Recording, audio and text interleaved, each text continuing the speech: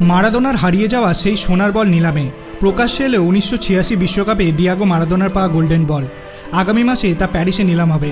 Mexico সিটিতে 1986 বিশ্বকাপে Argentina 3-2 গোলে পশ্চিম জার্মানিকে হারিয়ে বিশ্বকাপ জিতেছিল।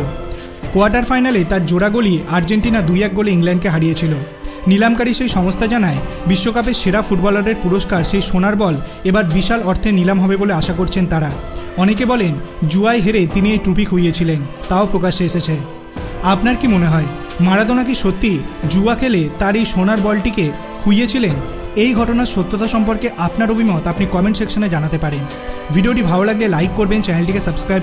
মারাদোনার হারিয়ে যাওয়া সেই সোনার বল নিলামে প্রকাশ্যে এলো 1986 বিশ্বকাপে দিয়াগো মারাদোনার পাওয়া গোল্ডেন বল। আগামী মাসে তা প্যারিসে নিলাম হবে। মেক্সিকো সিটিতে 1986 বিশ্বকাপে আর্জেন্টিনা 3-2 গোলে পশ্চিম জার্মানিকে হারিয়ে বিশ্বকাপ জিতেছিল। কোয়ার্টার ফাইনালে তার জোড়া গোলই আর্জেন্টিনা 2-1 গোলে ইংল্যান্ডকে হারিয়েছিল। নিলামকারী সেই সংস্থা জানায়, বিশ্বকাপের সেরা ফুটবলারের পুরস্কার সেই সোনার বল এবার বিশাল অর্থে নিলাম হবে বলে আশা করছেন তারা। অনেকে বলেন জুয়ায় হেরে তিনি এই ট্রফি খুইয়েছিলেন, তাও প্রকাশ্যে এসেছে। আপনার কি মনে হয় মারাদোনা কি সত্যি জুয়া খেলে তার এই সোনার বলটিকে খুইয়েছিলেন? এই ঘটনার সত্যতা সম্পর্কে আপনার অভিমত আপনি কমেন্ট সেকশনে জানাতে পারেন। ভিডিওটি ভালো লাগলে লাইক করবেন, চ্যানেলটিকে সাবস্ক্রাইব করতে ভুলবেন না। ধন্যবাদ।